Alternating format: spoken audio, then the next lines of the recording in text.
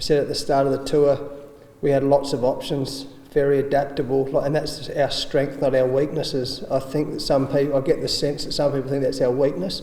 I actually think it's our strength, that we can play according to oppositions, we can play according to grounds, we can play according to managing players, and that's a real strength, not a weakness. On Marcus, how unlikely was he a few days ago? Like, how much has he actually improved over the past week to get to where he is right now? Oh, we've been monitoring him. He's an elite athlete, isn't he? He's a elite professional, elite athlete. He's done everything possible to get himself fit. He wouldn't give up the opportunity for anything, would he? He's very determined. So it doesn't surprise me he's where he's at now. That's a credit to him. It's a credit to our medical staff that they're getting him up. And so hopefully he can have a real impact on the tournament. Does that mean, I guess you have to think about, if he does come back in, how you do it? Does it mean you have to make a decision on your batting lineup or whether someone drops out there? Yeah, well, we've got to make all those decisions for every game, yeah. It was, I guess, at the start of the tournament, the decision between Sean and Usman. Is it likely that probably the decision going again? Does it potentially open it up a little bit in terms of playing two spinners or at least playing one spin? Has, I guess, your guys' approach to playing spin changed at all, having had some success with four wickets? No, I think that was more brought upon us because Stoin became injured, but they all did a really good job. I thought what was really exciting was how the two quicks took wickets in the middle overs. We know in world cricket, in one-day cricket, you've got to take wickets in the middle overs. There's not many wickets falling up front in this tournament, so you've got to be able to, and the way our quicks pulled it back in the middle overs against Pakistan and Sri Lanka was brilliant. So that's something for us to think about as well in these conditions. In fact, it's been pace that's dominated the tournament. Over the last 4 years, it's probably been more spin that's dominated one-day cricket. Here, it's been more pace that's dominated rather than spin that's dominated. So that might change. It's been wet, it's been overcast. As the wickets get a bit drier throughout the summer, this one out here looks pretty dry. So that might change, but that's been the trend so far. So it's worked really well. And it might, when we get to Old Trafford, for example, we might look at playing two spinners if it's a dry wicket. Again, it's good to have those options. On that note, with quicks, how impressed have you been with Mitch and Pat? Yeah, they're doing very well. They're very good bowlers. Done a great job.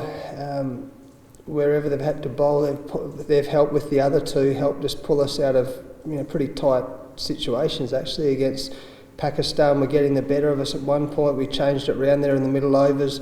Sri Lanka were none for 97 off 10 overs. So we had to pull back, and that's what I've been pleased about, the way our boys are keep fighting, pulling back, winning from all sorts of positions. That's a sign of a good team. What was the thinking behind having Ash Agar down today? What do you reckon? They got a decent left-arm spinner. Yeah, probably the world's best all-rounder happens as well, left-arm spinner. So it was great of Ash to come down, and it's great to have him here. He was this time last year. He was in the Australian one-day side. He's with the Australian, and it's really nice that we are able to have these opportunities where our boys, Mitch, to come back and train with us. We've got the Australian A guys who are all excited about playing on Thursday. Great to have Ash training with us, and it's just one of our values is professionalism, and if we're able to draw on someone like Ashton Agar to come in and give us a like for like, that's good preparation, I think. And you mentioned the world's greatest all-rounder. I'm sure you probably saw Shakib's knock the other day. I think it's 2 in a row for him. What's your kind of preparation around him? Well, we've got our plans against him, but he's playing well. That's why I think he's number one all-rounder in the world. It's no surprise. He's a very good cricketer, but we'll be prepared for him. Are they a harder team to prepare for in some ways because as a team, Australia doesn't play against Bangladesh all that often? Yeah, in the world of technology though, we get to see them as much as we like. We can watch every ball they face if we want to. So we haven't played against them. When we do play against them, it's usually in their conditions. So we've watched them closely. We've researched them closely. So now we've got it's a really important game for us, this. In the scheme of the competition, this is a very important game. Well, they all are, but this one particularly, the way it's starting to open up a little bit on the table, this is an important game, so we'll be well prepared now. All our boys know that. I know you've been consistent throughout saying that conditions will have a big sway on the 11, but what do you say that to Nathan, who hasn't played so far, to make sure he stays in the right space and puts his hand up every game? He's in the right space.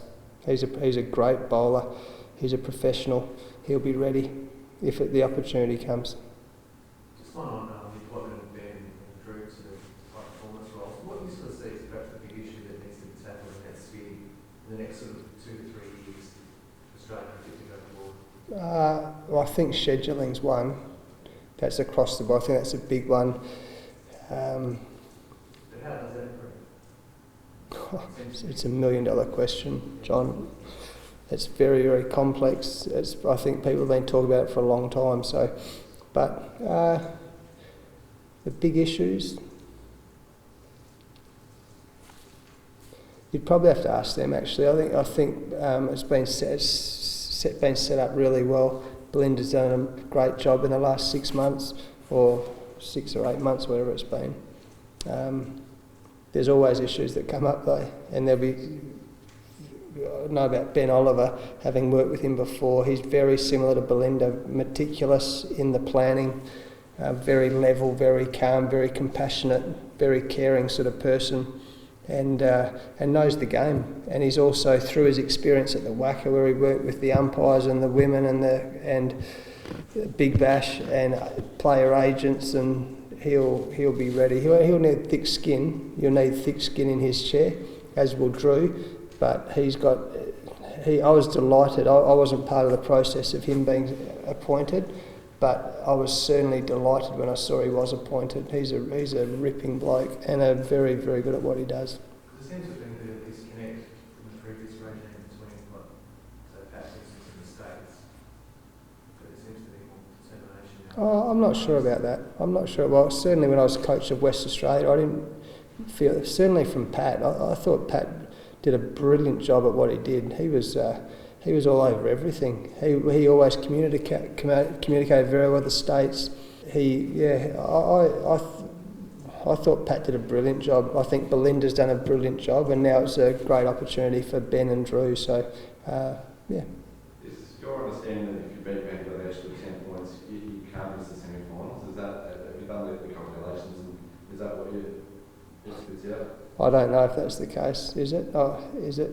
I'm not very good at maths, but is that the case, you reckon? Yeah, hopefully. Well, that'd be nice. You can't win the final unless you're in the semi-final. So, we know how important this game is. We knew how important the last game was. Sri Lanka, also Pakistan. So as I was saying, this game is very important. We'll take it incredibly seriously, because if that's the case, I mean, there's always different mathematical equations that can happen, but it certainly puts us, we're moving in the right direction. If that was the case, if you faced England and New Zealand knowing that you were certain in a certain semi-finals, would it change the way you approach those games at all, knowing that you could face them in a knockout game? Ask me that after the next game. Okay. Nathan's also, I think she said he was sore and sick in that Sri Lanka game. There's no concerns. No, that's why he had a bowl yesterday. He used to have a 2 or 3 day break. With his history with his back, we just and he's getting a bit tight in his back. But he played 3 games. I don't think he's done that for a very long time. But he's a good athlete. He's fit, and he's certainly fit to play the next game.